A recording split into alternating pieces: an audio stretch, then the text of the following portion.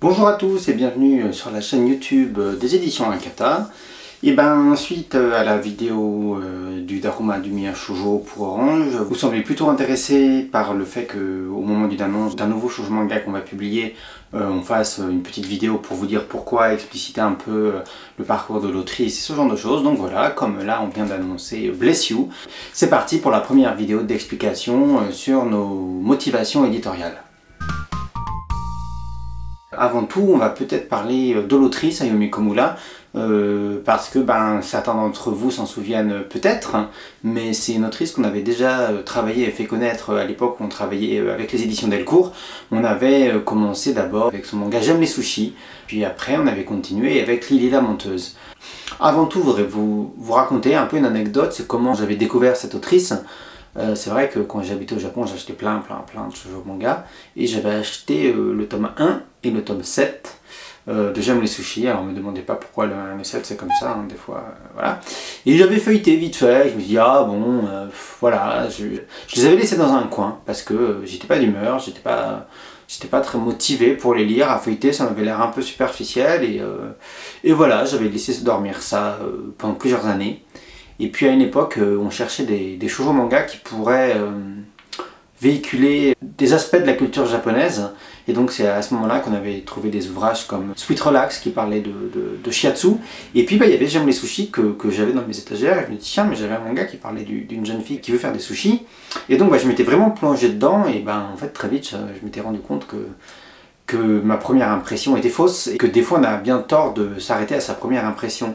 J'avais l'impression que l'héroïne de J'aime les sushis c'était une fille un peu légère et en fait c'était bien plus complexe que ça et à la base c'est quand même la fille d'un maître pâtissier et elle son objectif c'est de devenir maître sushi. Et là aussi très intéressant c'est que voilà, le travail de maître sushi c'est un travail qui est interdit aux femmes. Et du coup, il y avait une vraie question là-dedans sur justement l'héritage, la norme sociale aussi, et qu'est-ce que peut faire une femme ou pas comme métier. Et donc elle avait dû, l'héroïne de J'aime les sushis, aller à l'encontre de traditions, à l'encontre aussi de ce que voudrait spontanément sa famille, pour en fait atteindre son rêve. Donc il y avait quelque chose d'assez positif dedans. Après, elle a dessiné Lily la menteuse, et c'est vrai que c'était une époque où dans Margaret, il y avait beaucoup de séries comiques qui détournait le shoujo manga. C'était la grande époque en fait où c'est vrai que Sweet Girl avait beaucoup transformé l'ambiance du magazine. Il y avait une vraie émulation artistique dans les pages du Margaret avec l'envie de la part des autrices de un peu se moquer du genre, de repousser les choses, de se moquer du système éditorial aussi. Et voilà, elle avait fait Lily la menteuse qui a rencontré un très vif succès au Japon et qui du coup a fait 17 tomes.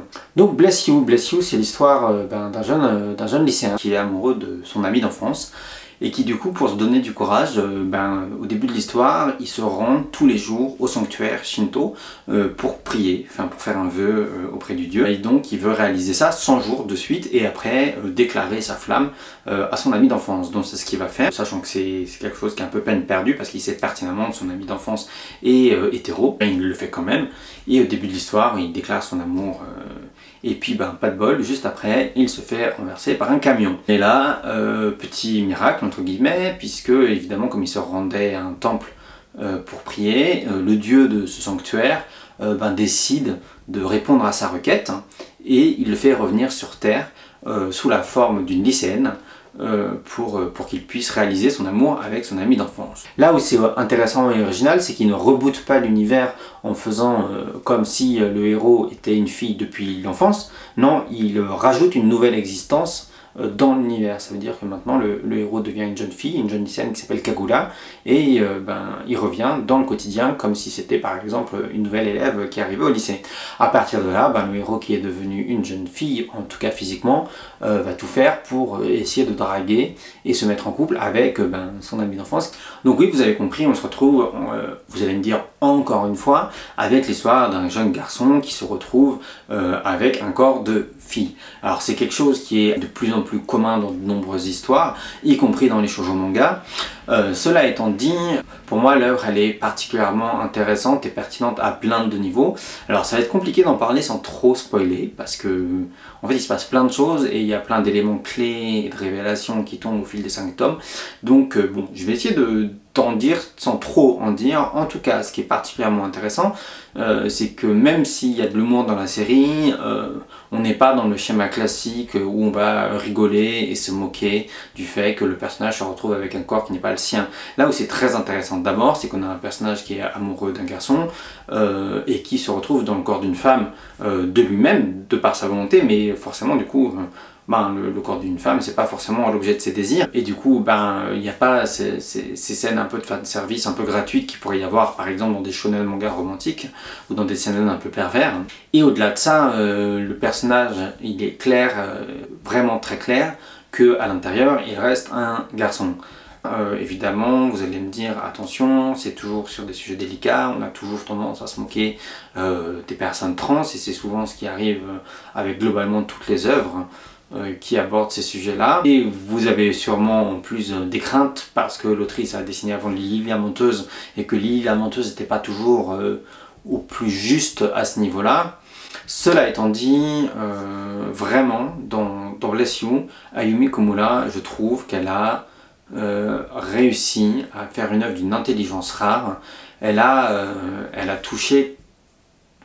c'est difficile sans spoiler, mais... l'histoire bouge vite, l'histoire avance vite, on reste pas sur ce postulat de base avec le personnage principal qui se retrouve dans le corps d'une fille, d'une lycéenne. Il y a plein d'autres choses qui vont arriver, les éléments vont être perturbés, et puis en plus avec l'intervention du dieu dans l'histoire, on sort du cadre d'un simple shoujo manga lycéen, puisque en fait il y a un élément fantastique qui va être présent dans toute la série. Voilà, le dieu reste bien présent dans toute la série avec sa petite mascotte Ukon que certains trouveront insupportable et que d'autres trouveront absolument mignonne. En fait, ce shoujo manga là, il est très intéressant à plein de niveaux, parce que d'abord on a un personnage masculin en héros, on a un personnage gay en héros, on a une touche fantastique. Bon, d'une certaine manière, dans le tome 2, il y a un triangle amoureux qui se dessine, mais qui va être très vite dynamité. Donc voilà, on a quelque chose qui va mélanger plein d'éléments et qui va bousculer complètement les limites éditoriales qu'on a dans le shoujo manga, on va dire purement romantique aujourd'hui. Et au fil des tomes, vraiment, l'autrice, elle va développer un propos d'une grande intelligence sur la liberté, sur l'amour, sur toutes ces choses-là. Je peux pas en dire beaucoup plus vraiment sur l'histoire et sur ce que ça véhicule parce que ça spoilerait vraiment certains éléments et certains événements qui vont arriver dans les tomes suivants. En tout cas, vraiment, il y a là-dedans une grande intelligence. Avec Bless You, elle est partie sur une histoire qui est beaucoup plus condensée en 5 tomes et au-delà du pitch de base avec ce héros, cet homme, ce lycéen qui se retrouve avec le corps d'une fille, l'autrice elle va aller beaucoup plus loin. C'est vraiment une série où l'autrice a su garder une direction. C'est un peu pour moi, je vais peut-être pas dire la série de la maturité, mais quand même, Ayumi Komura elle fait partie de ces autrices qui a du mal à trouver sa place dans le paysage contemporain du shoujo manga, et elle se refuse de faire des séries classiques avec un beau gosse, une jeune fille, qui est tout émoustillé parce qu'il y a 3 beaux gosses qui lui tournent autour et qu'elle ne sait pas lequel choisir. C'est jamais ça, ces histoires, elle va toujours aller dynamiter ça. Voilà, aujourd'hui c'est encore, je pense, une autrice qui se cherche, hein, clairement. Là, elle vient juste de commencer une nouvelle série de Margaret après avoir dessiné 3 histoires courtes dans le magazine Kokohana, qui est un magazine de shoujo adulte. Ouais, donc je suis assez curieux de voir comment va évoluer sa carrière. J'ai beaucoup apprécié son travail sur les histoires courtes dans Kokohana, effectivement parce qu'on changeait du sang paternel, histoire d'amour. Il y a toujours un peu de cynisme dans ses œuvres, et ça c'est assez agréable. C'est pas niais. En tout cas, en tant qu'éditeur, c'est un vrai plaisir, bon, même si c'est dans une maison d'édition différente, mais c'est un vrai plaisir de voir évoluer des autrices au fil de leurs œuvres, de voir comment elles changent, comment elles se remettent en question, comment elles reprennent des mêmes thématiques pour les aborder mieux, pour progresser, pour douter parfois aussi, parce que c'est des êtres humains avant tout.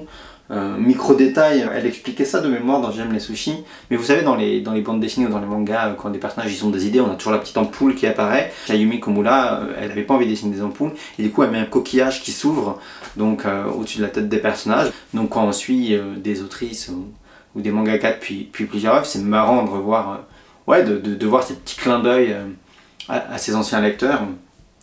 C'est vrai que maintenant on est connu et identifié pour faire des mangas avec des personnages LGBT. Forcément, quand j'ai vu qu'Ayumi Komura commençait un manga avec un personnage gay, ça m'a tout de suite interpellé parce que c'est une autrice, comme je vous l'ai dit, que je connaissais depuis longtemps et dont j'appréciais le travail. Donc forcément j'y ai jeté un œil et puis le début m'a beaucoup séduit. Évidemment, Bless You, si on le met à côté d'ouvrages comme Paul, le mari de mon frère ou Avec la dame, ou même Celle que je suis, ça va paraître peut-être plus léger, et encore, ça se discute vu les derniers tomes, mais en tout cas, ça apparaît plus léger, donc plus facile d'accès aussi, peut-être pour tous les publics, et aussi pour des jeunes. Et c'est bien que des jeunes puissent lire des œuvres avec une représentation différente, avec des personnages variés, avec des êtres humains différents, et c'est pour ça que je suis très content de publier Bless You, parce que voilà, je pense que ça reste quelque chose qui véhicule des valeurs très positives. Un petit mot sur le titre. En japonais, c'est Kami-sama no Ekohiki, donc ça signifie le favori de Dieu ou le favoritisme de Dieu, quelque chose comme ça. On s'est beaucoup demandé comment traduire ça.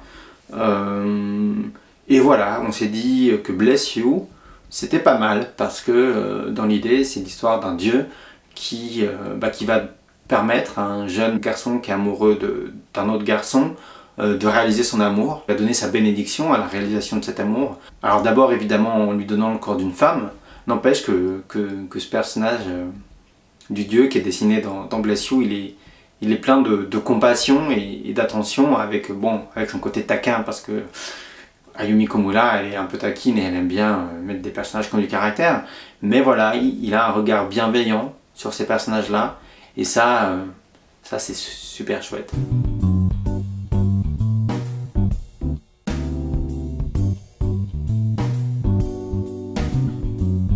Si vous allez voir dans les vieilles archives de la chaîne YouTube d'Akata, j'avais déjà fait une vidéo pour parler de J'aime les sushis avec mes cheveux qui étaient en train de pousser, avec ma tête de kiki, de tous les kikis. Du coup, vous pouvez aller voir la vieille archive vidéo où je parle de J'aime les sushis.